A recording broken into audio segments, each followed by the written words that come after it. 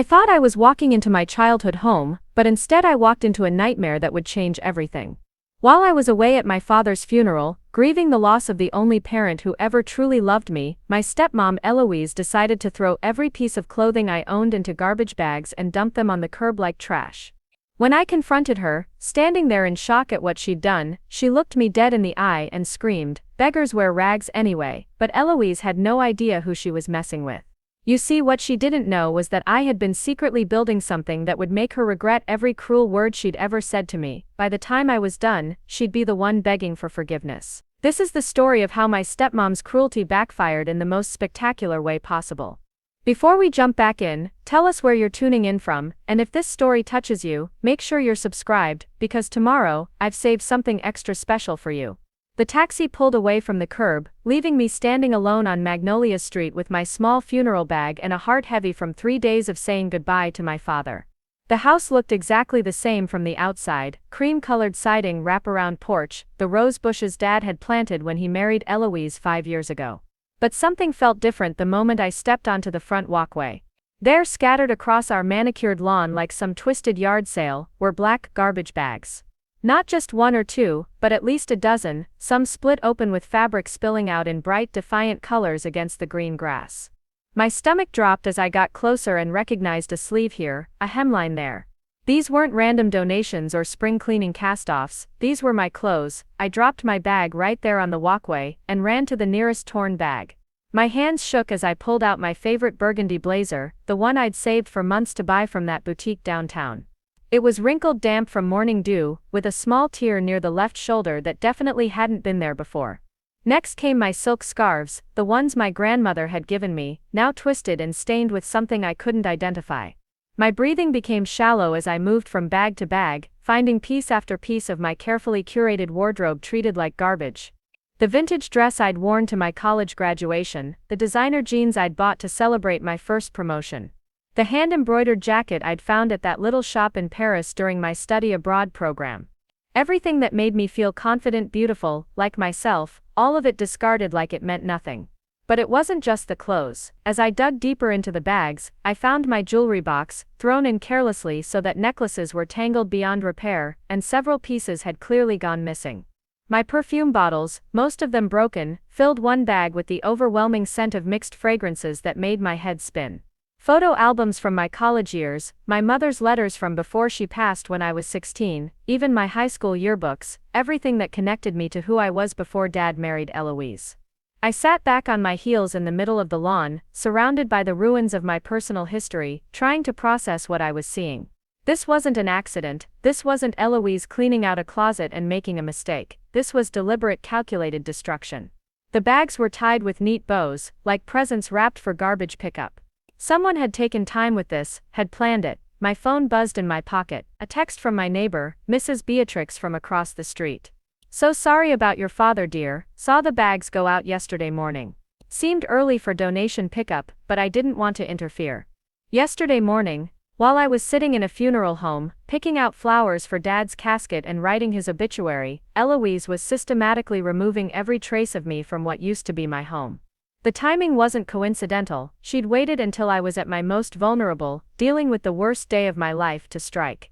I pulled out my house key, my hands still trembling with a mixture of grief and growing rage. The key turned easily, at least she hadn't changed the locks yet. The front door opened into the living room, where everything looked exactly as it had when I'd left 3 days ago, except for one glaring difference. The family photos on the mantel, the ones that had included me, were gone. In their place were new frames containing pictures of just Dad and Eloise, as if I'd never existed. The hardwood floors echoed with my footsteps as I walked toward the stairs. Each step felt heavier than the last, as I climbed to what used to be my bedroom.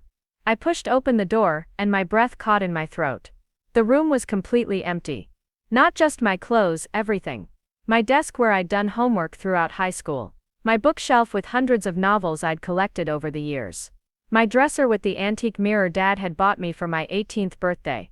Even the curtains I'd picked out and hung myself were gone, leaving bare windows that looked stark and cold. But the bed was still there, freshly made with crisp white sheets and a single decorative pillow. On top of the pillow was a note written in Eloise's precise handwriting: "Guest room is ready for visitors." Guest room, I stared at those words until they burned into my vision. This had been my sanctuary for over 20 years, first as a little girl missing my mother, then as a teenager finding my identity, and finally as a young woman building her career and her life. Now it was a guest room. I walked to the window and looked down at the bags scattered across our front lawn. From this height, I could see neighbors starting to notice. Mrs. Finch from next door was standing at her fence, clearly trying to get a better look. A jogger had stopped mid-stride, staring at the chaos. By evening the whole neighborhood would know that something dramatic had happened at the Hayes house. My phone rang, Dad's lawyer Tristan Shaw, his name lighting up the screen. I'd completely forgotten that we'd scheduled a call for today to discuss the will and estate details. Serafina, his voice was gentle but professional. I hope you're holding up okay after the service. I wanted to follow up on our conversation about your father's wishes regarding the house and his personal assets. I looked around the empty room, then back down at the bags on the lawn. Mr. Shaw, I think there might be some complications with that. What kind of complications? I took a deep breath.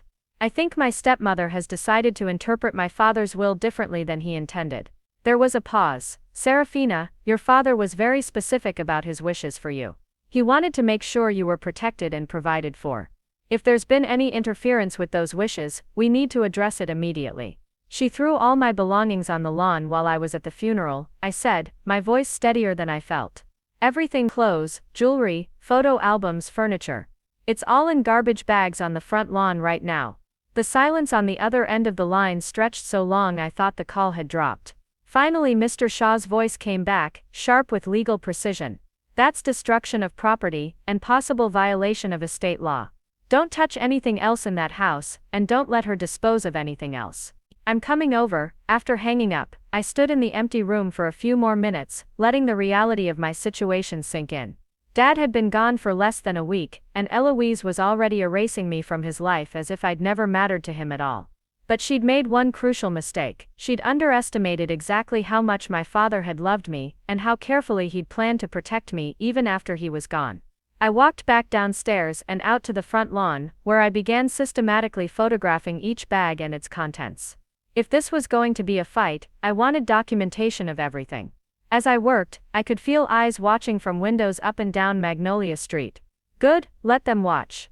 Let them see exactly what kind of person Eloise Vance really was when she thought no one was looking. The sound of a car pulling into the driveway made me look up. Eloise was back from wherever she'd gone, probably timing her return for maximum dramatic effect. She sat in her silver sedan for a moment, watching me sort through the debris of my life, before finally getting out and walking toward me with the kind of measured stride that said she'd been rehearsing this confrontation. She looked perfectly put together, as always. Hair styled, makeup flawless, wearing one of her expensive pantsuits that probably cost more than some people made in a month. The contrast between her polished appearance and the chaos she'd created was jarring. "You're back," she said, her tone as neutral as if she were commenting on the weather. I stood up slowly, a torn photograph of me and Dad at my high school graduation in my hand. "Yes, I'm back, and I see you've been busy while I was burying my father." She glanced at the bags with an expression of mild distaste, as if they were someone else's problem that had mysteriously appeared on her lawn. "I've been cleaning house, making necessary changes." "Necessary changes," I repeated, looking down at the photo in my hand, where Dad's arm was around my shoulders, both of us grinning at the camera. "Is that what you call throwing away your stepdaughter's entire life while she's at her father's funeral?" Preparing and narrating this story took us a lot of time, so if you are enjoying it, subscribe to our channel, it means a lot to us. Now back to the story. Eloise's perfectly composed mask slipped just slightly, revealing something cold and calculating underneath. "This is my house now, Serafina. These are the new rules," and just like that, I knew this wasn't going to be a conversation. This was going to be a war. The air between us felt electric with tension as we faced each other across the scattered remains of my belongings. Eloise stood with her arms crossed, her designer heels planted firmly on the walkway, like she was claiming territory. Everything about her posture screamed ownership, control, finality. "New rules," I said slowly, testing the words. "And what exactly are these new rules, Eloise?" She smoothed an invisible wrinkle from her blazer, a gesture I'd seen her make countless times when she was about to deliver what she considered an unpleasant but necessary truth. It was the same movement she'd made when she told Dad that my college expenses were excessive, or when she suggested that maybe I should find my own apartment after graduation, instead of moving back home temporarily. "The rule is simple," she said, her voice taking on that patronizing tone she used when explaining things to people she considered beneath her. "Adults live independently, children get taken care of by their parents. Your father is gone, which means the free ride is over." I felt something cold settle in my stomach. "Free ride? I've been paying rent to live here for the past 2 years. "Rent?" she scoffed, waving her hand dismissively. $300 a month for a bedroom in a house worth $800,000. That wasn't rent, sweetheart, that was charity. The word hung in the air between us like a slap. Charity, as if my presence in my childhood home, in the house where I'd lived since I was 6 years old, was some kind of generous gift she'd been grudgingly allowing. "My father wanted me to live here," I said, keeping my voice level despite the rage building in my chest. "We talked about it, he said this would always be my home." Eloise's laugh was sharp and cold. "Your father said a lot of things when he was trying to keep everyone happy. But reality is reality. This house belongs to me now, and I've decided to make other arrangements." She pulled out her phone and showed me what looked like a rental listing. The photos were of my room, my former room, but it had been completely redecorated. Gone were the soft colors and personal touches that had made it mine. Instead, it looked like a sterile hotel room, all neutrals and generic furniture. "I've already had 3 serious inquiries," she continued, sliding the phone back into her purse. "Young professionals who can pay actual market rate. $1,500 a month, plus utilities, $1,500. 5 times what I'd been paying." The number hit me like a physical blow, not because of the money itself, but because of what it represented. She'd already calculated my worth down to the dollar, and found me lacking. "Where exactly do you expect me to go?" I asked. "That's not really my problem, is it?" She adjusted her purse strap with the same casual indifference she might use to swat away a fly. "You're 24 years old, Serafina. You have a college degree and a job, figure it out like everyone else does." I looked down at the garbage bags again, at the visible remnants of my life, scattered across the lawn. "And my belongings, what about them? You threw them away. While I was at my father's funeral, you threw away everything I own." For the first time, her mask slipped completely. The polite, controlled expression fell away, replaced by something ugly and triumphant. "I threw away junk that was cluttering up my house. Old clothes, cheap jewelry, college memorabilia that nobody cares about. If any of it was actually valuable, you should have taken better care of it." The casual cruelty of it took my breath away. These weren't just possessions to me, they were memories, connections to people I'd loved, pieces of the person I'd worked to become. And she dismissed all of it as junk. "My mother's jewelry was in there," I said quietly. "Her engagement ring, her necklaces, things Dad gave me after she died." Eloise shrugged. "Should have put them in a safety deposit box if they meant that much to you. They were in my jewelry box, in my bedroom, in what I thought was my home." "Your mistake," she said flatly. "This was never your home, Serafina. It was your father's home, and he was kind enough to let you stay here.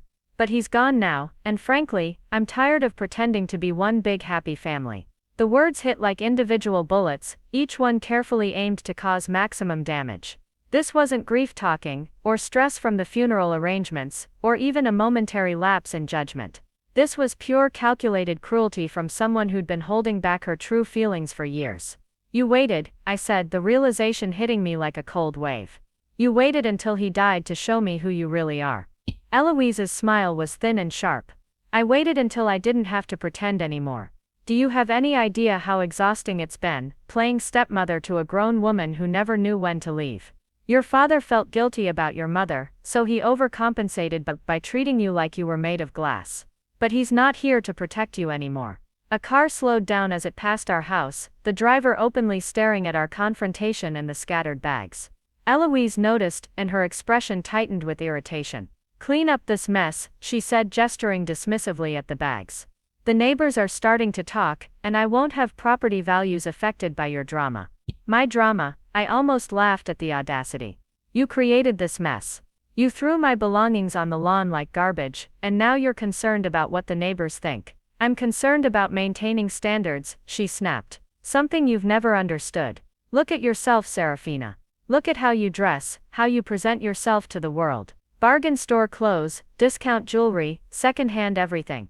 You walk around like a charity case, and now you want to act outraged when someone treats you like one. The attack was so sudden and vicious that for a moment I couldn't respond. She'd taken every insecurity I'd ever had about money, about not being able to afford the designer clothes she wore, about feeling out of place in the wealthy circles she moved in, and weaponized them.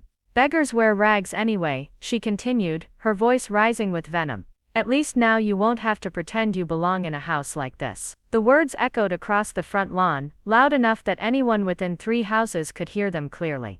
Mrs. Finch, who'd been watering her flowers while obviously eavesdropping, actually dropped her watering can. A jogger who'd been approaching slowed to a stop, pretending to check his phone while listening. Beggars wear rags anyway. I stood there in the middle of my destroyed belongings, wearing the simple black dress I'd bought for Dad's funeral, feeling the weight of those words settle over me like a shroud. This was how she saw me. This was how she'd always seen me. Not as her stepdaughter, not as someone grieving her father, not even as a human being deserving of basic respect. Just a beggar in rags. There it is, I said quietly. There's who you really are. Eloise straightened her shoulders, completely unashamed of her outburst. Yes, there it is. The truth, something your father never had the backbone to tell you. She turned toward the house, then paused at the front steps.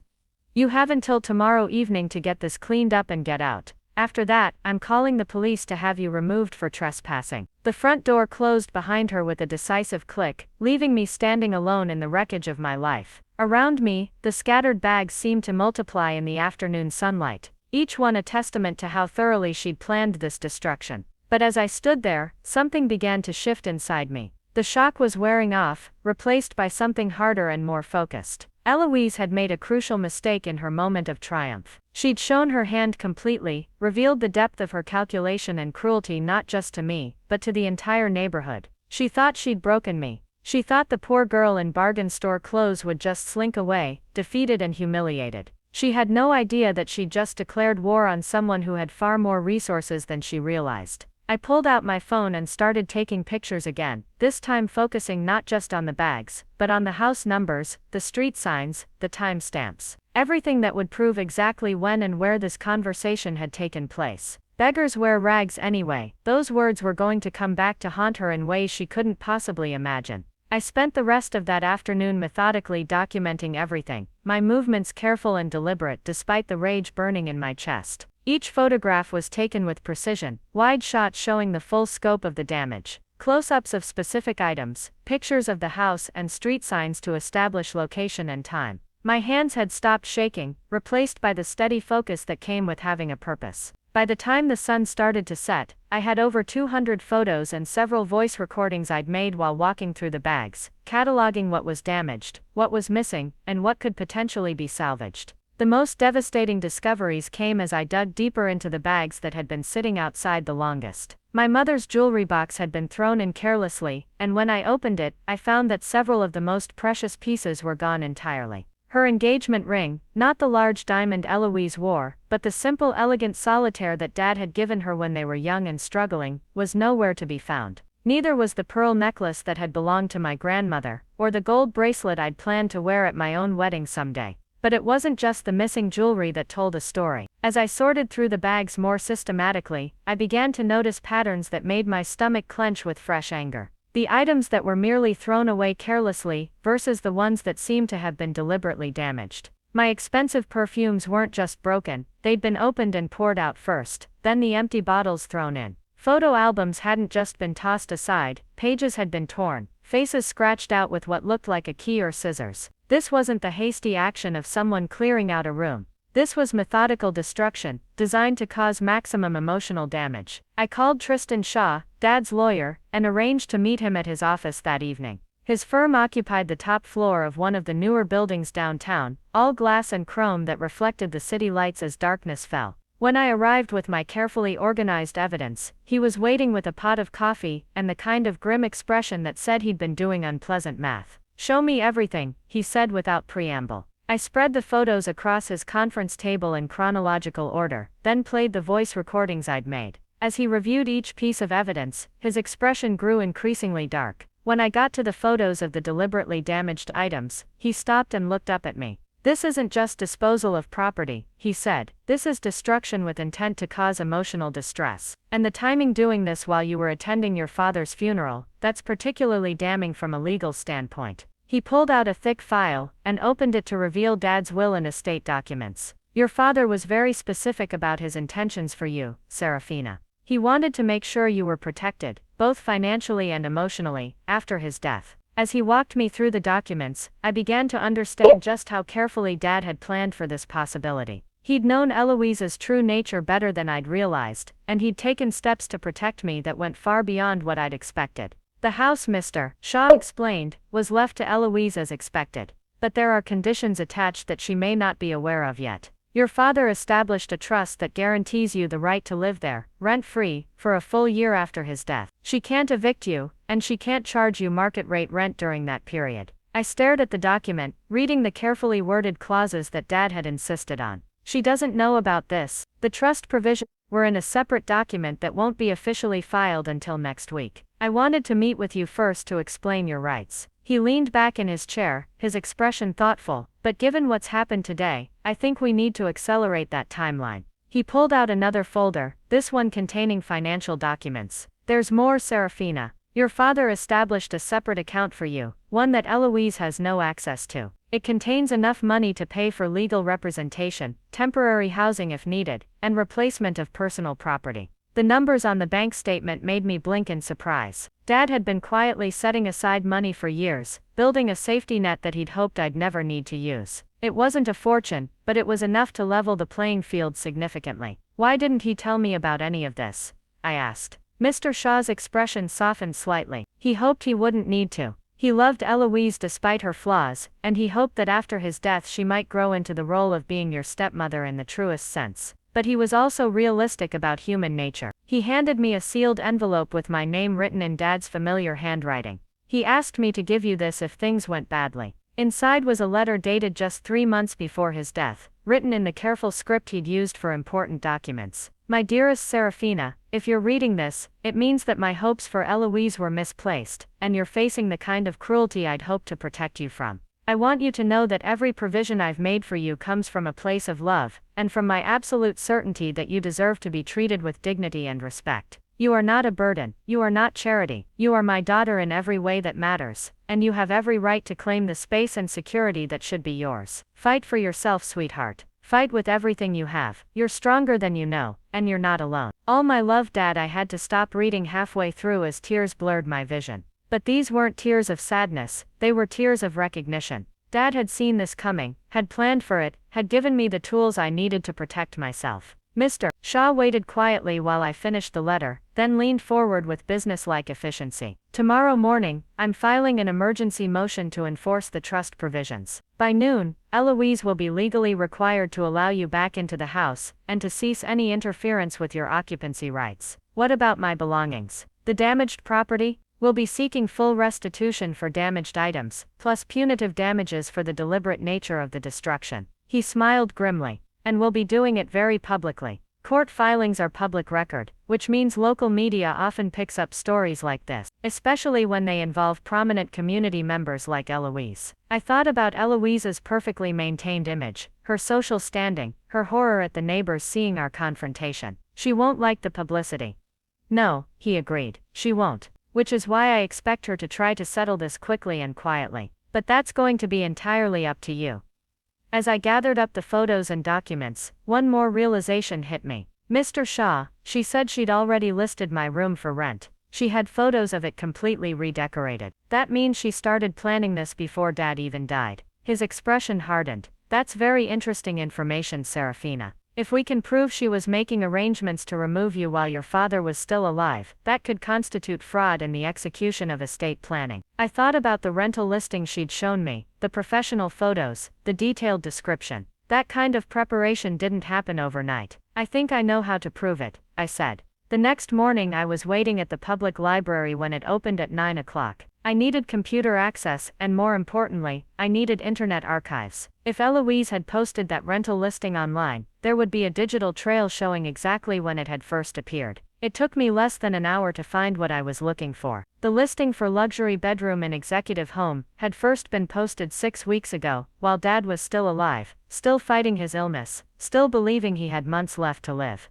The photos showed my room completely emptied and redecorated, which meant Eloise had been systematically removing my belongings and planning my eviction while sitting beside Dad's hospital bed, holding his hand and promising to take care of me. I screenshot everything, saved the URLs, and documented the posting dates with forensic precision. Then I did something that felt like crossing a line I couldn't uncross. I created fake inquiries about the room using different email accounts, asking specific questions about move-in dates and lease terms. Her responses came back within hours, confirming that she'd been actively showing the room to potential tenants even before Dad's funeral. She'd been so confident in her plan that she'd already scheduled move-in dates. By the time I walked into Mr. Shah's office that afternoon, with printed copies of everything I'd found, I felt like a different person than the grieving, shocked woman who'd stood in that pile of garbage bags just 24 hours earlier. "This is fraud," he said simply, reviewing the timeline I'd assembled. "Premeditated fraud.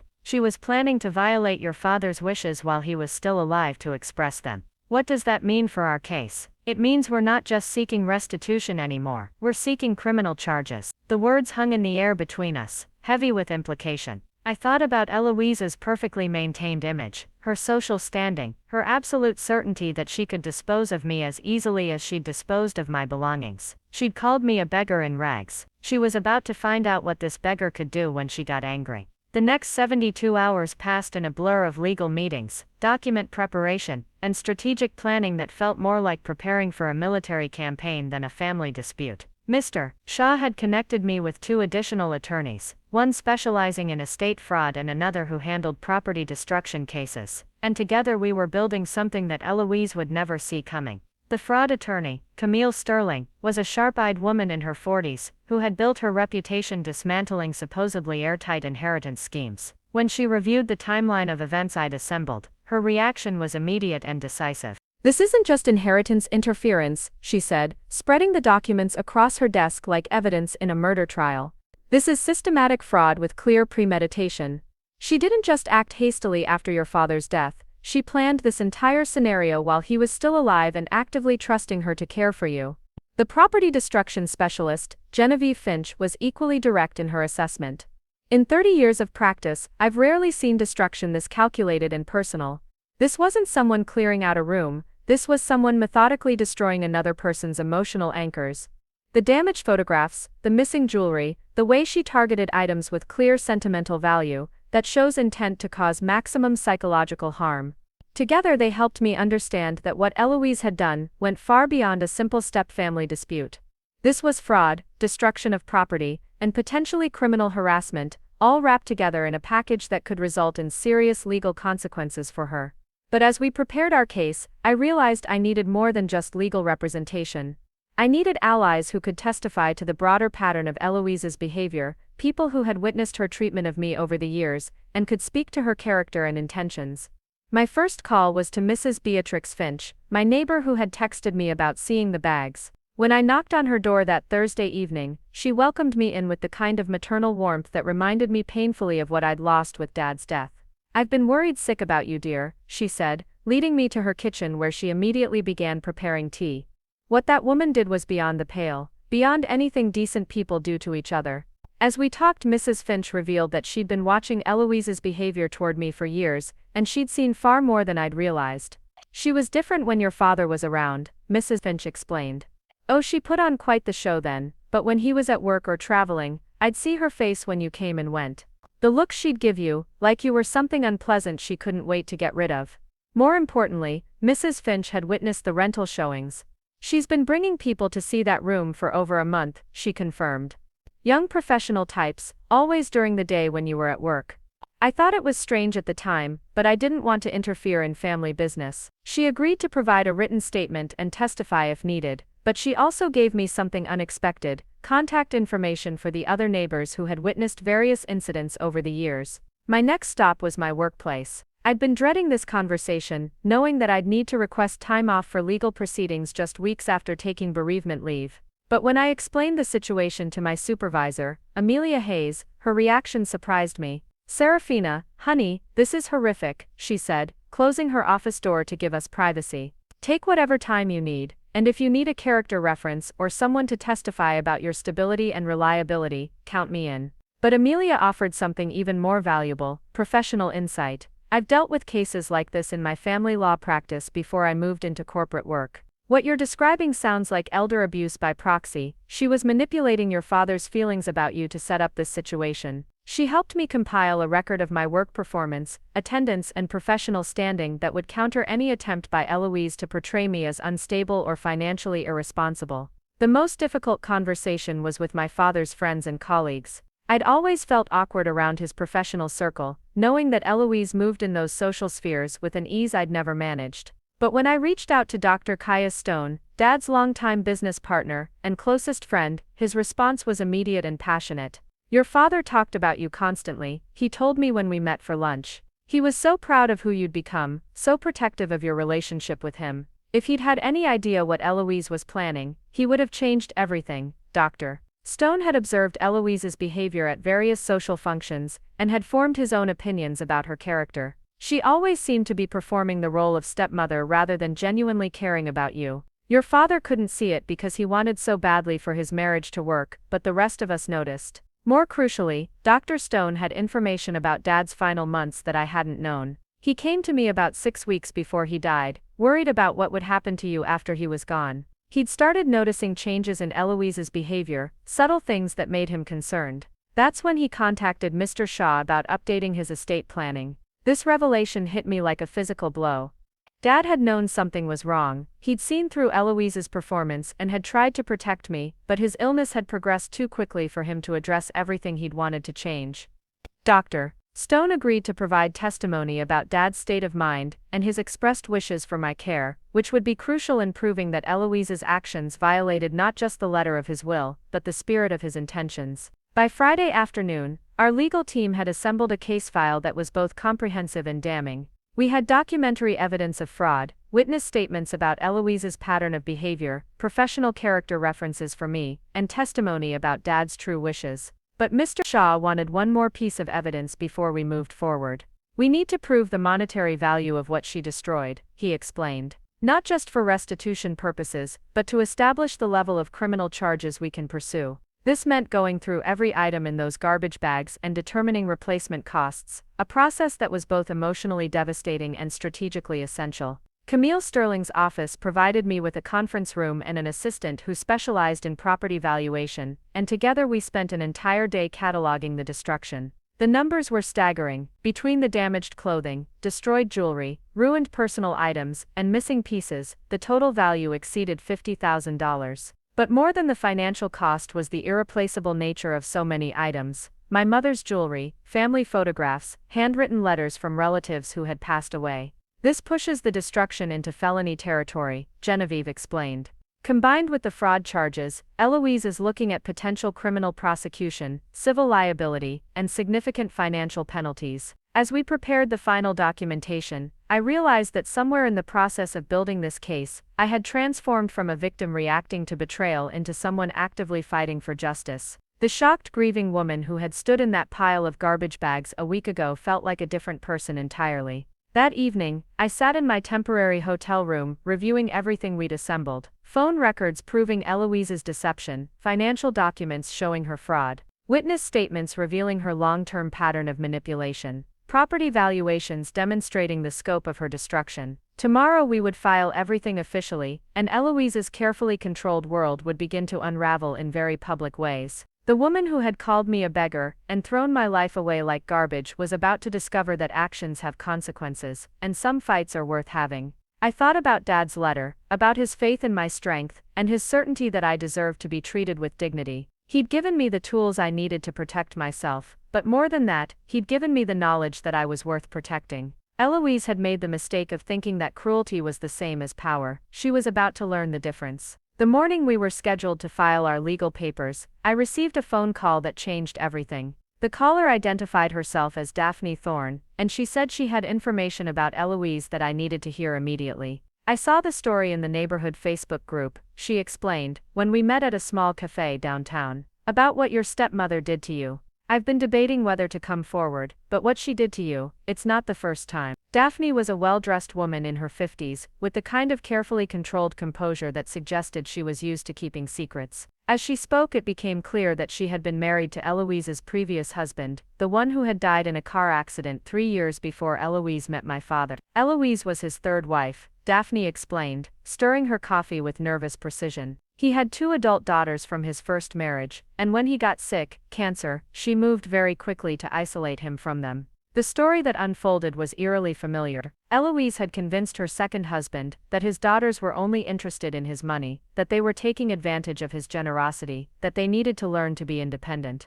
By the time he died, he had effectively written them out of his life, leaving everything to Eloise. But here's what you need to know, Daphne continued, leaning forward. The daughters fought it in court. They hired a private investigator, who uncovered evidence that Eloise had been systematically manipulating their father's medical care, his social relationships, and his financial decisions. She had a pattern. She handed me a folder containing copies of court documents from that case. As I read through them, I felt sick recognition at the methods described. Eloise had isolated her second husband from his children, convinced him that they were ungrateful and greedy, and positioned herself as his only loyal companion in his final months. The daughters eventually settled out of court, Daphne explained.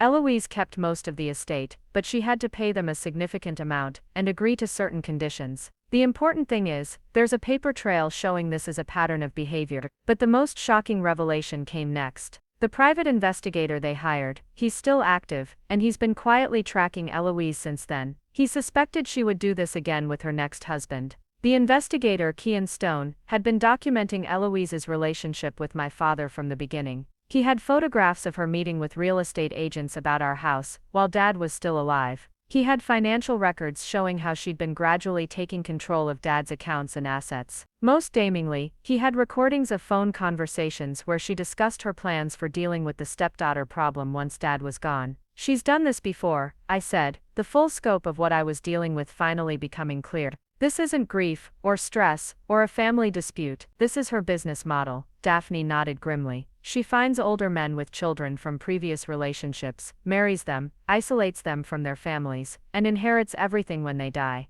Your father was her third target, and you're the obstacle she's been planning to remove from the beginning. When I brought this information to my legal team, the atmosphere in the conference room changed completely. What had been a case about inheritance fraud and property destruction suddenly became something much larger and more serious. This elevates everything, Camille Sterling said after reviewing the new evidence. If we can prove that Eloise has a pattern of targeting vulnerable men and systematically alienating them from their children, we're not just looking at fraud, we're looking at elder abuse, systematic financial exploitation, and potentially even criminal conspiracy. Mr. Shaw was already on the phone with the investigator, arranging to review all of his documentation. This changes our entire strategy, he explained. Instead of just seeking restitution for you, we might be building a case that could help the families of her previous victims as well. But as the scope of the case expanded, so did the potential danger. Genevieve Finch pulled me aside after the meeting with a warning. Serafina, you need to understand what you're up against now.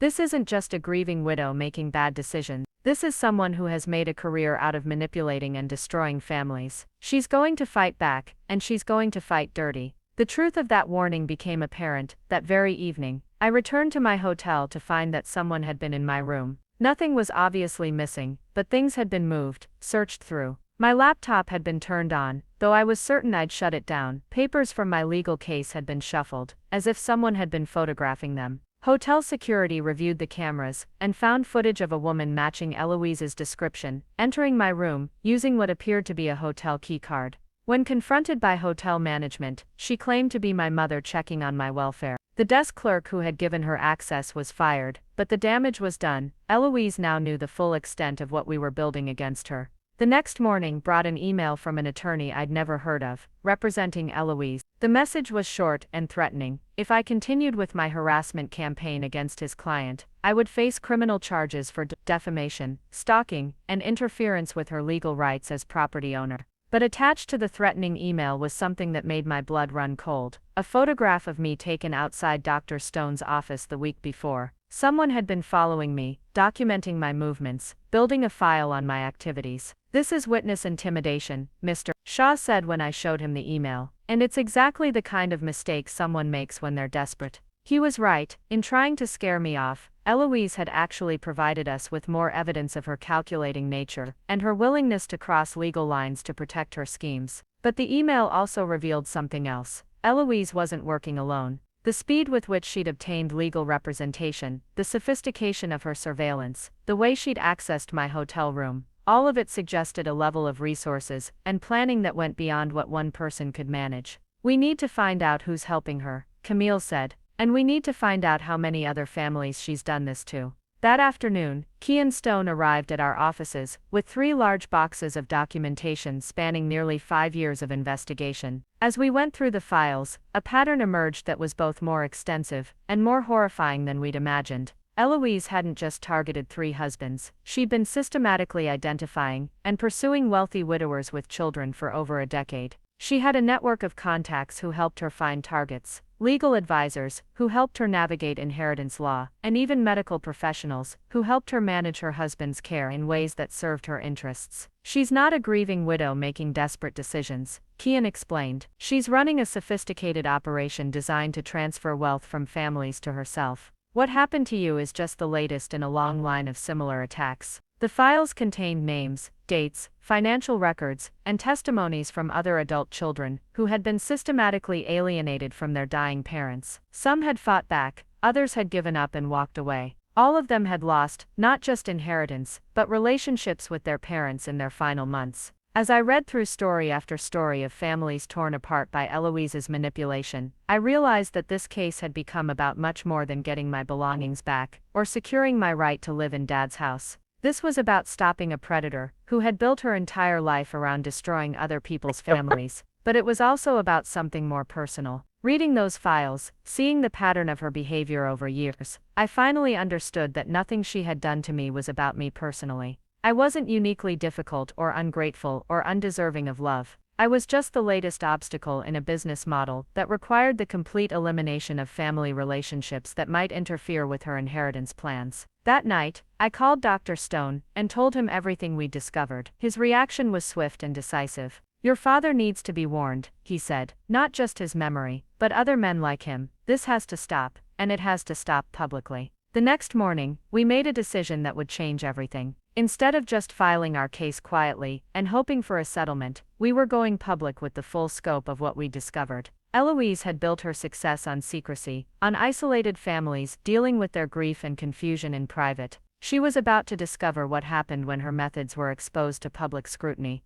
The woman who had called me a beggar was about to face an entire community that now knew exactly what kind of person she really was. The decision to go public with our findings sent ripples through our legal strategy that none of us had fully anticipated. Within hours of making that choice, my phone began ringing with calls from people I'd never heard of. Other families who had been torn apart by Eloise's systematic manipulation, journalists who had been tracking patterns of elder abuse, and most surprisingly, business owners who had witnessed her behavior firsthand. The call that changed everything came on a Tuesday morning from someone named Aurelia Sterling. Her voice was warm but determined, as she introduced herself as the owner of Sterling Boutique, one of the most exclusive fashion houses in the city. "I've been following your story through the legal community," she said. "My attorney is friends with Camille Sterling, no relation despite the name, and she mentioned what your stepmother did to your clothing collection. I wasn't sure why a high-end boutique owner would be calling me about a legal case, but something in her tone made me agree to meet her that afternoon." Sterling Boutique occupied a corner space in the city's most fashionable district, with floor-to-ceiling windows that showcased elegant displays of clothing that looked more like art installations than retail merchandise. Aurelia met me at the door personally, and I was immediately struck by how different she was from what I'd expected. Instead of the intimidating fashion industry stereotype, she was a woman in her 40s with kind eyes and an aura of quiet confidence that reminded me of my mother.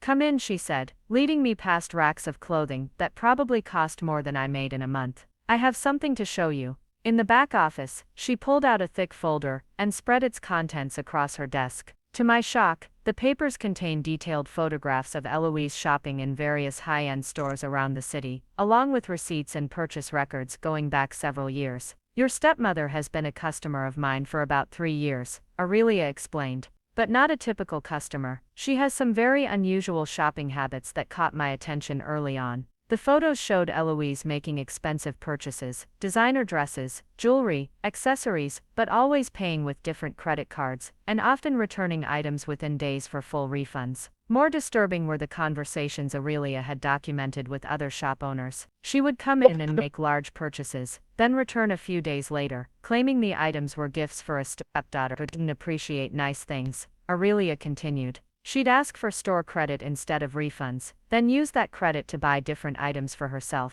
The pattern was both petty and revealing. Eloise had been using my existence as a way to manipulate return policies and accumulate store credits, all while positioning herself as the generous stepmother dealing with an ungrateful stepdaughter. But there's more, Aurelia said, pulling out a separate file. About 6 months ago, she came in with some very specific requests. She wanted to know about clothing preservation, about how to store expensive garments long-term, and about the resale value of certain designer pieces. The implications hit me like a cold wave. Eloise hadn't just thrown my clothes away in a fit of grief or anger. She'd been researching how to profit from destroying my wardrobe, possibly planning to keep the most valuable pieces for herself or sell them. That's when I started paying closer attention to her behavior, Aurelia continued. And that's when I realized she wasn't just a difficult customer, she was someone systematically exploiting family relationships for financial gain. But the most shocking revelation came when Aurelia showed me security footage from her store. The video, dated just 2 weeks before Dad died, showed Eloise bringing in several pieces of clothing that I immediately recognized as mine. She was asking about cleaning and alteration services, claiming they were items she'd inherited, that needed to be made to fit her properly.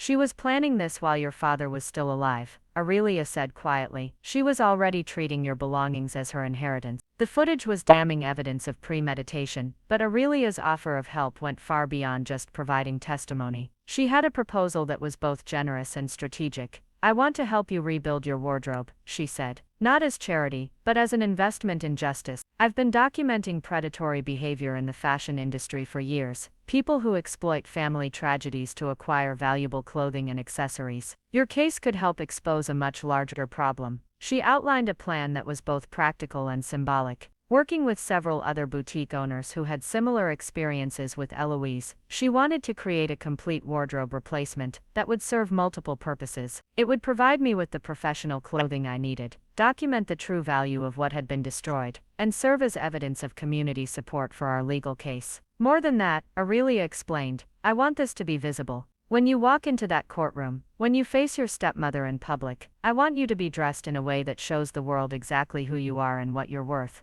The offer was overwhelming in its generosity, but also in its implications. This wasn't just about replacing clothes, it was about reclaiming my identity and dignity in the most visible way possible. Over the next 3 days, I found myself in the surreal position of working with a team of fashion professionals to create what they called a justice wardrobe. Aurelia had reached out to contacts throughout the city's fashion community, and the response was immediate and passionate. From Thalia's boutique came a collection of professional blazers and dresses, perfect for court appearances. Coraline's specialty shop contributed accessories and shoes. Even the most exclusive jewelry store in the district, owned by a woman named Beatrix, who had her own history with Eloise's manipulative returns, offered pieces that would replace some of what had been destroyed. But this wasn't just a shopping spree. Each item was carefully chosen and documented, with professional photographs and detailed valuations that would serve as evidence in our legal case. The message was clear. What Eloise had destroyed hadn't been rags or cheap clothes. It had been a carefully curated collection that represented years of thoughtful choices and significant financial investment. As we worked together, more stories emerged about Eloise's behavior in various businesses around the city. She had a reputation for returning items with false claims, manipulating store policies, and using family tragedies to guilt shop owners into special accommodations. The pattern of manipulation extended far beyond her personal relationships into every commercial interaction she had.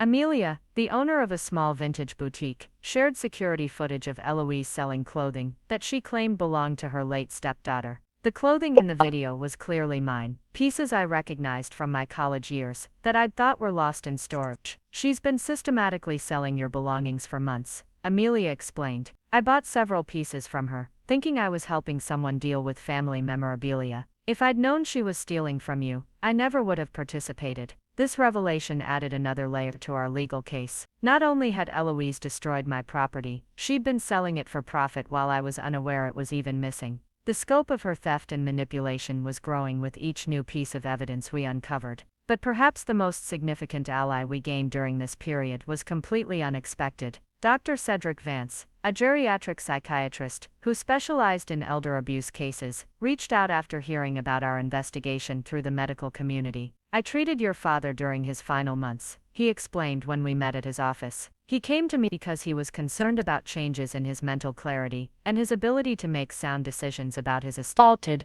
Dr. Vance's records painted a disturbing picture of Dad's final weeks. He had been lucid and mentally competent, but increasingly worried about subtle pressures he was feeling to change his will and estate planning. He'd specifically mentioned concerns about my welfare, and his fear that Eloise might not honor his wishes for my care. "Your father was not suffering from dementia, or any condition that would have impaired his judgment," Dr. Vance stated firmly. "His concerns about your stepmother's intentions were rational and well-founded. If he'd lived longer, I believe he would have taken additional steps to protect you." This medical testimony would be crucial in proving that Dad's original estate planning reflected his true wishes, and that any pressure Eloise had applied to change those plans constituted elder manipulation. As our network of allies expanded, so did our understanding of just how extensive Eloise's operations had been. Kean Stone, the private investigator, had connected us with families in 3 different states who had been victimized by similar schemes. In each case, Eloise had followed the same pattern.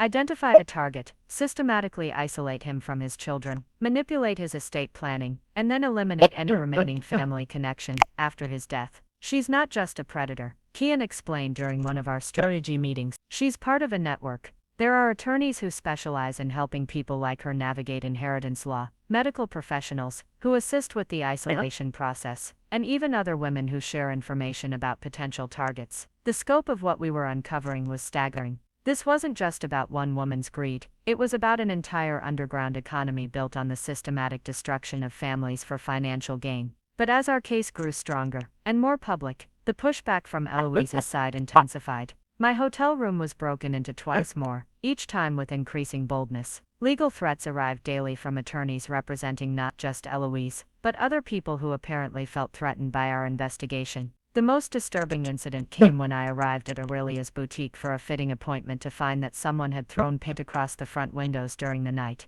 The vandalism was clearly intended to intimidate the business owners who were supporting our case. "This is what happens when you threaten people who make their living by destroying families," Aurelia said as we surveyed the damage. "But it's also proof that we're onto something significant." Instead of backing down, the fashion community rallied even more strongly around our cause. Other boutique owners who had been quietly documenting similar experiences with Eloise came forward with their own evidence. The break-in and vandalism had backfired spectacularly, turning a legal case into a community cause. By the end of that week, our legal team had amassed a case file that was both comprehensive and overwhelming. We had financial records, witness testimony, medical evidence, security footage, and business documentation that painted a picture of systematic fraud spanning multiple years and affecting dozens of families. But we also had something more powerful, a community of people who were determined to see justice done. The boutique owners, medical professionals, neighbors and other families who had been affected by similar schemes had created a network of support that went far beyond what any of us had imagined possible. As I stood in Aurelia's boutique that Friday evening, trying on the final pieces of my new wardrobe, I realized that something fundamental had changed. The woman who had stood in that pile of garbage bags 2 weeks ago, shocked and grieving and feeling utterly alone, was gone. And for tears, called machine learning, your application interprets images, teak, and so much more. In her place was someone who understood her own worth and had an entire community ready to stand with her. Eloise had made a crucial mistake when she'd chosen to destroy my belongings so publicly and so cruelly. She'd thought she was eliminating a nuisance, but instead she'd created a symbol that others could rally around. Every person who had been victimized by similar manipulation saw their own story in mine, and they were ready to fight. The custom wardrobe that Aurelia and her colleagues had created wasn't just clothing, it was armor. When I walked into that courtroom for the public confrontation that was coming, I would be representing not just myself, but every family that had been torn apart by predators like Eloise. She'd called me a beggar in rags. She was about to discover what this beggar looked like when she was properly dressed for battle. The morning of the confrontation, I stood in front of the full-length mirror in Aurelia's boutique, hardly recognizing the woman looking back at me. The custom-tailored navy blazer fit perfectly, its clean lines and expert construction speaking to quality that couldn't be dismissed or diminished. The silk blouse underneath was a shade of cream that made my skin glow, and the matching skirt fell at exactly the right length to project both professionalism and confidence. But it wasn't just the clothes that had transformed me. Over the past 3 weeks of building our case, gathering allies and preparing for this moment, I had become someone completely different from the shocked, grieving woman who had stood in that pile of garbage bags. The jewelry from Beatrix's shop, understated but clearly expensive, caught the light as I moved. The handbag that Coraline had selected was structured and elegant, containing not just my personal items, but also copies of every piece of evidence we'd assembled. "Perfect," Aurelia said, adjusting the lapel of my blazer one final time. "You look like exactly what you are, a woman who knows her worth and isn't afraid to demand that others recognize it." The venue for our confrontation had been chosen with strategic precision. Rather than waiting for a courtroom date that could be months away, we had arranged for a public mediation session at the Grandview Community Center, a space that held special significance in our neighborhood.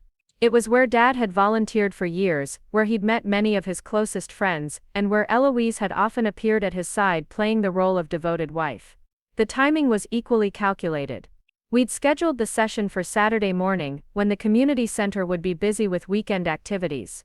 The main conference room had glass walls that looked out onto the central atrium, ensuring that anyone passing through would be able to see and hear what was happening inside. As I walked into the building, flanked by my legal team and several of the boutique owners who had become crucial allies, I could feel the weight of dozens of eyes following our progress.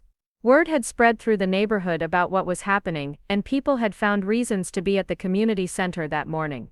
Eloise was already in the conference room when we arrived, and the contrast between us couldn't have been more stark. She sat at the far end of the long table wearing one of her usual expensive outfits, but something about her appearance seemed diminished. Her lawyer, a nervous-looking man in an ill-fitting suit, was shuffling through papers with the desperate energy of someone who knew he was representing an indefensible position. For a moment our eyes met across the room, and I saw her take in my transformed appearance.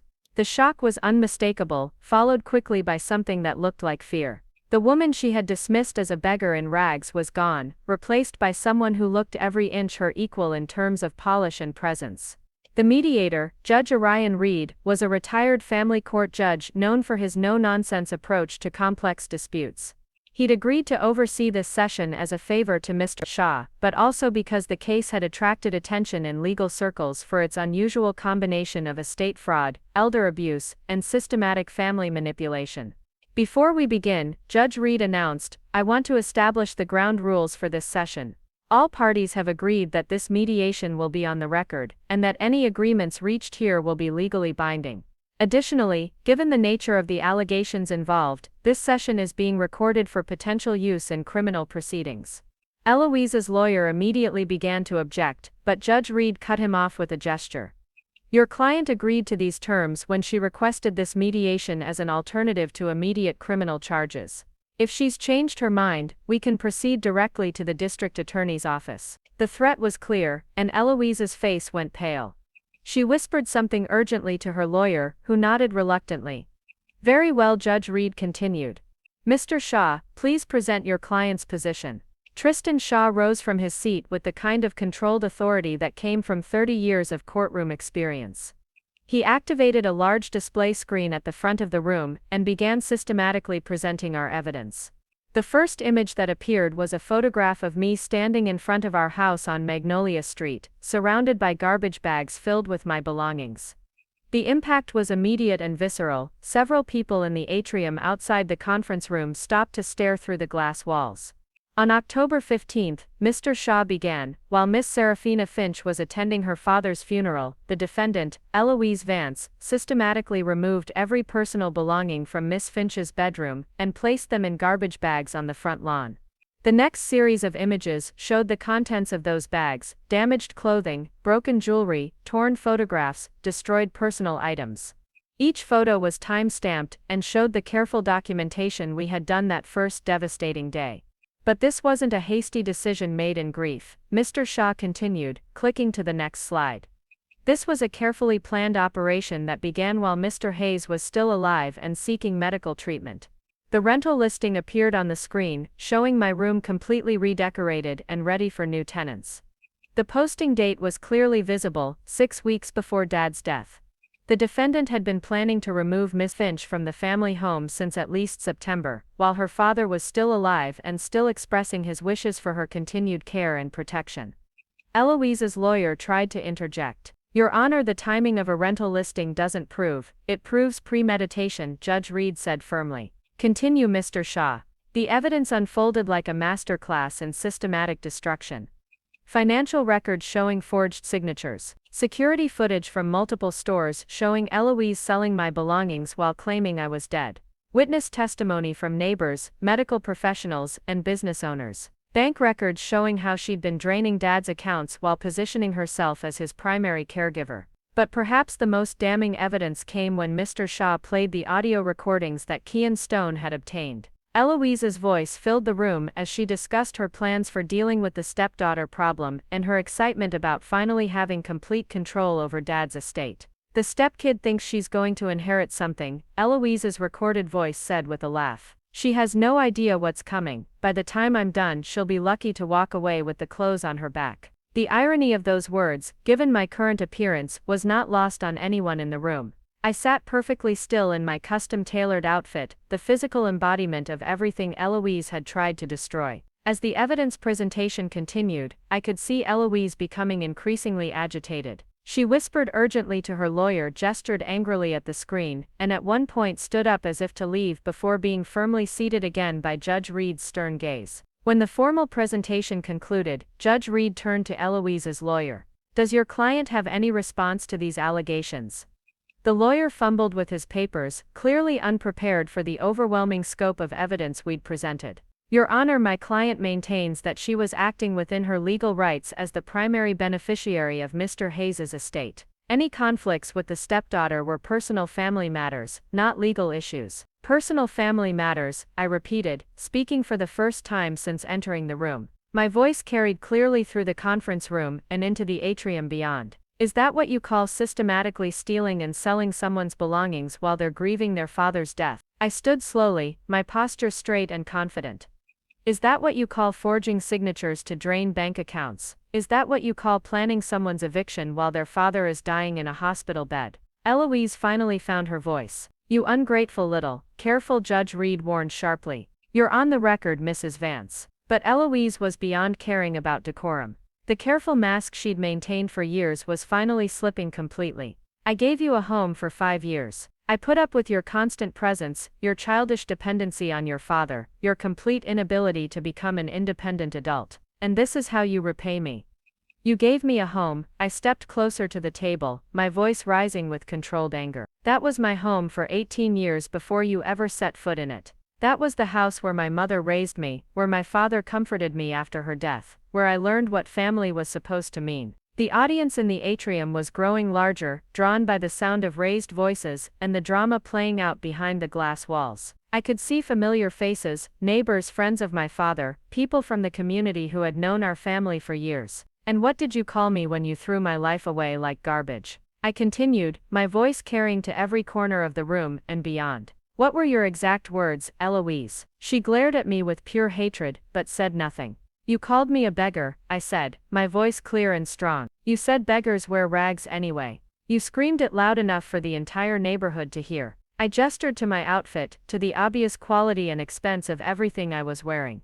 "Do I look like a beggar to you now, Eloise? Do these look like rags?" The transformation was complete and undeniable. Where she had expected to see a broken, defeated young woman in cheap clothes, begging for scraps of her former life, she instead faced someone who looked every inch her equal, and who had the evidence to destroy her completely. Camille Sterling rose from her seat and approached the display screen. "Your Honor, we'd like to present evidence of Mrs. Vance's pattern of behavior with her previous families." The photos that appeared next showed Eloise with her first 2 husbands, along with documentation of how she had systematically alienated each of them from their children before inheriting their estates. Court records, investigator reports, and testimony from other victims painted a picture of someone who had made elder abuse and family destruction into a profitable career. "This isn't grief," Camille stated firmly.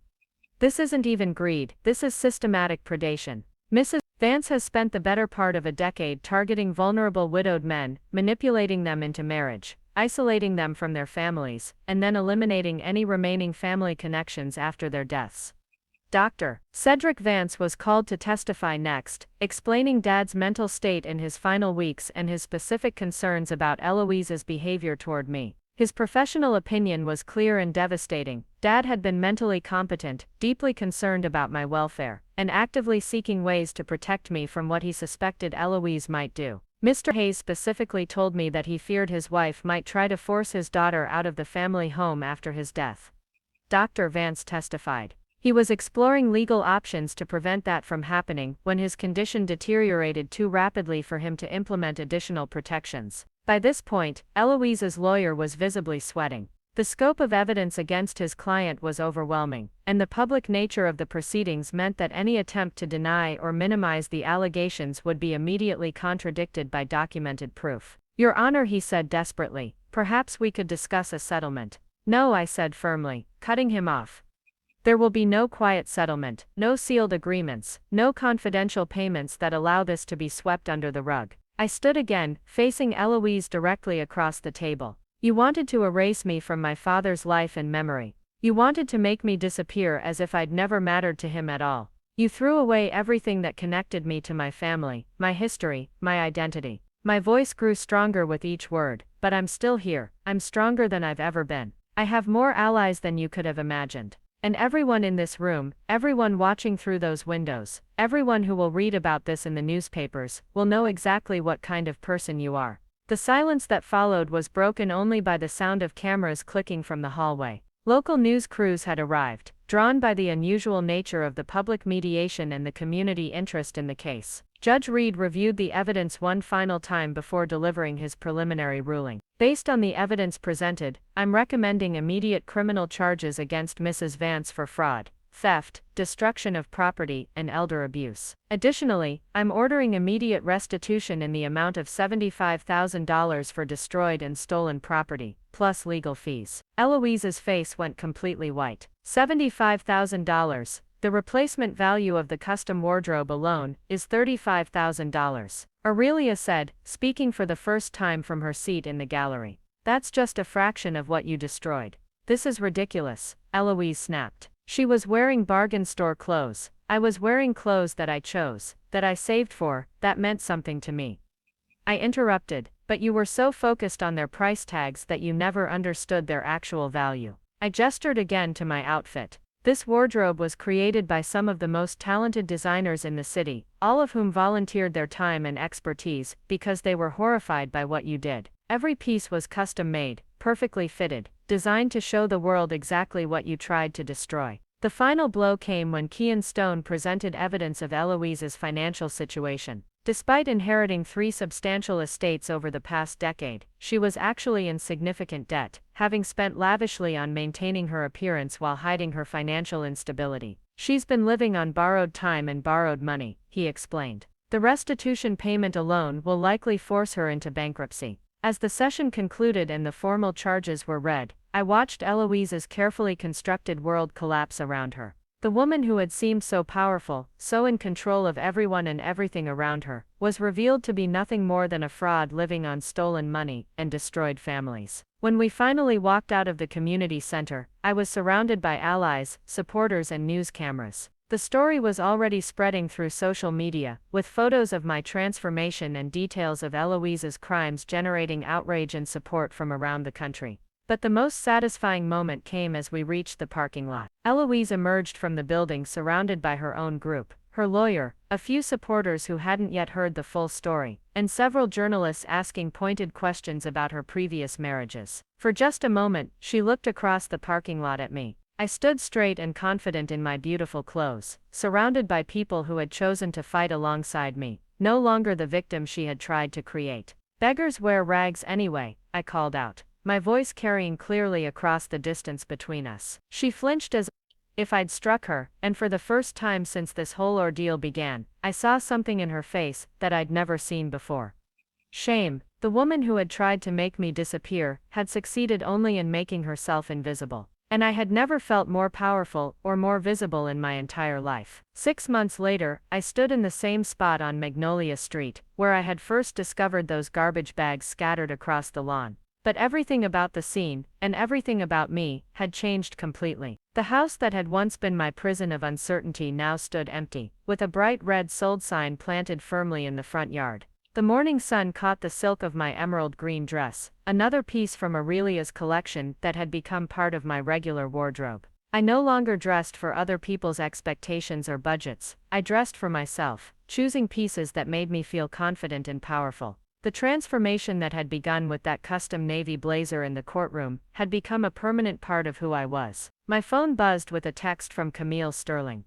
Final restitution payment confirmed. She's officially bankrupt and facing 18 months in prison. Justice served. The legal aftermath had unfolded exactly as our team had predicted. Eloise's attempt to appeal the criminal charges had failed spectacularly. When additional victims came forward, drawn by the publicity of our case, the court had ultimately sentenced her to prison time, substantial financial penalties, and a permanent restraining order that prohibited her from contacting me, or any member of my father's extended family. But the financial restitution, while satisfying, had been almost secondary to the personal vindication. Watching Eloise's carefully constructed facade crumble in front of the entire community had been worth more than any monetary settlement. The house sale had been my decision entirely. Within a month of the public confrontation, I realized I no longer wanted to live in a place that held so many painful memories of manipulation and betrayal. Instead, I had used my inheritance, which the court had fully restored after proving Eloise's fraud, to purchase a beautiful townhouse in the Arts District downtown. My new home was everything the Magnolia Street house had never been truly mine, chosen by me, free from the shadows of other people's expectations and control. The walls were painted in colors I loved, furnished with pieces I had selected, decorated with art that spoke to my own taste rather than someone else's vision of propriety. As I walked away from my old house for the final time, I reflected on the incredible network of relationships that had emerged from the darkest period of my life. What Eloise had meant as total isolation had instead created connections stronger than any I'd ever experienced. Aurelia's boutique had become my second home, not just because of the clothes, but because of the community of strong women who gathered there. We had formed what we jokingly called the Justice League, a support network for women who had experienced various forms of family betrayal and financial abuse. Every month we met to share stories, offer advice, and celebrate each other's victories. The group had grown far beyond our original circle. Dr. Cedric Vance referred patients who were dealing with elder abuse situations. Kean Stone brought cases involving inheritance fraud. Local attorneys sent clients who needed both legal and emotional support.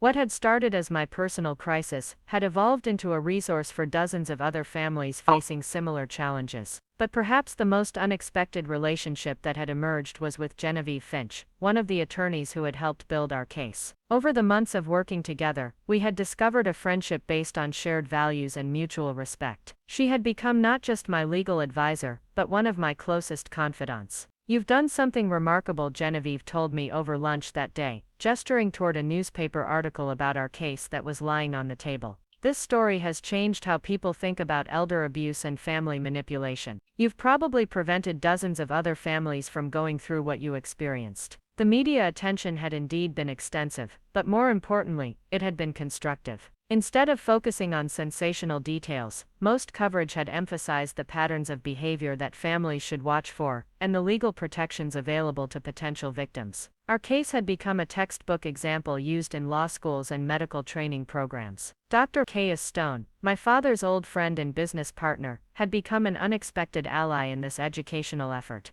He had worked with Dr. Vance to develop training materials for medical professionals about recognizing signs of elder manipulation and family isolation. "Your father would be so proud," Dr. Stone had told me recently. "Not just of how you fought for yourself, but of how you've used your experience to help others. That's exactly the kind of person he raised you to be." The validation from Dad's friends and colleagues had helped heal wounds I hadn't even realized were still open. For too long I had internalized Eloise's narrative that I was somehow deficient or unworthy of family loyalty. Hearing from people who had known and respected my father, who confirmed that his love for me had been genuine and deep, had restored a sense of connection to my family history that Eloise had tried to destroy. But the most profound changes had been internal. The woman who had stood in that pile of garbage bags, shocked and grief-stricken and feeling utterly powerless, felt like a different person entirely. I had discovered reserves of strength, intelligence and determination that I never knew I possessed. My career had flourished as well. The confidence I had gained through fighting for my rights had translated into professional success. I had been promoted twice since the case concluded, partly because of my demonstrated ability to handle complex high-pressure situations with grace and strategic thinking.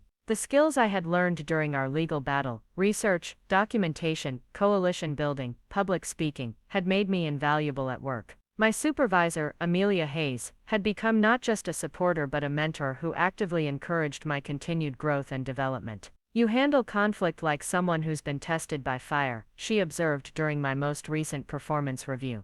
"That's not something that can be taught, it has to be earned." The jewelry that had been stolen and destroyed had been replaced with pieces that were far more meaningful than the originals. Aurelia had connected me with local artisans who created custom pieces that told my story of survival and transformation. I wore them not as status symbols, but as reminders of my own strength and the community that had supported me. Even my relationship with Dad's memory had evolved and deepened. Instead of the complicated mixture of love and guilt that had characterized my feelings immediately after his death, I now felt a clear, uncomplicated connection to his legacy. He had loved me, protected me as much as he could, and given me the tools I needed to protect myself when he was gone. I had started visiting his grave regularly, not out of obligation or grief, but to share updates about my life and thank him for the foundation he had given me. The conversations I had there were peaceful and healing, free from the anxiety and confusion that had marked my final months with him while Eloise was manipulating the situation. One particularly satisfying development had been the response from Dad's extended family and social circle. Many people who had distanced themselves during Eloise's reign, uncertain about the family dynamics and not wanting to take sides, had reached out to reconnect once the truth became public. Cousins I hadn't heard from in years invited me to family gatherings. Family friends who had felt awkward about maintaining relationships while Eloise was in the picture now felt free to express their genuine affection and support.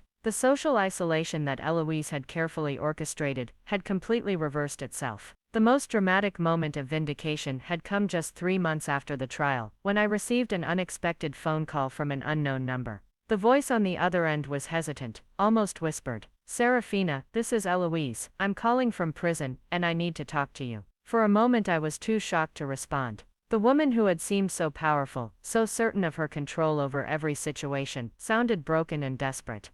"I made a mistake," she continued when I didn't immediately hang up.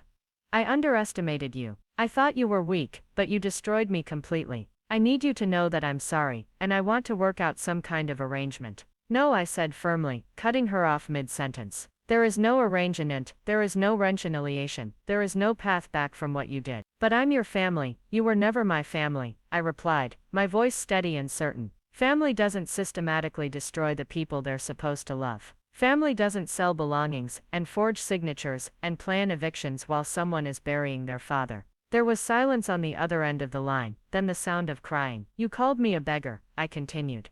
"You said beggars wear rags anyway. You threw my life away like garbage and expected me to disappear quietly. But I didn't disappear, Eloise. I got stronger, I got smarter, I got the justice you thought I was too weak to claim. Please, I have nothing left. You have exactly what you deserve," I said. "Which is exactly what you left me with." "Nothing. The difference is, I was innocent, and you're not. I built something better from nothing. You just destroyed everything you touched." I hung up without saying goodbye and immediately blocked the number. But instead of feeling angry or upset by the call, I felt something unexpected: pity. Not the kind of pity that leads to forgiveness or reconciliation, but the distant clinical pity you might feel for any person who had made such fundamentally destructive choices. Eloise had built her entire identity around taking things from other people: money, property, relationships, dignity. When those external sources of power were removed, she had nothing left because she had never developed any internal resources of her own. She was exactly what she had accused me of being: someone with nothing to offer and nowhere to go. But I had discovered that even when everything external is stripped away, belongings, housing, financial security, family support, there are internal resources that no one can touch. Intelligence, determination, integrity, the ability to form genuine relationships based on mutual respect, rather than manipulation. The custom wardrobe that Aurelia and her colleagues had created for me had been more than just clothing. It had been a symbol of community support and a tool for reclaiming my dignity. But as time passed, I realized that the real transformation had happened inside. The clothes had simply reflected a confidence and strength that had always been there, waiting for the right circumstances to emerge. Standing in front of my new townhouse that evening, I thought about the journey from those garbage bags to this moment of complete independence and security. Every piece of clothing in my closet now was chosen by me, purchased with money I had earned, worn because it made me feel confident and powerful. But more than that, every relationship in my life was now based on genuine mutual respect and affection. The community I had built was stronger and more supportive than any family connection Eloise could have destroyed. The career I was building was based on skills and confidence I had earned through my own efforts. My phone buzzed with a text from Aurelia: Justice League meeting tomorrow. We have 3 new members joining, and Beatrix is bringing those amazing pastries. I smiled as I typed back my confirmation. The Justice League had become one of the most meaningful parts of my new life. A group of women who had all faced different forms of betrayal and emerged stronger, now dedicated to supporting others through similar challenges.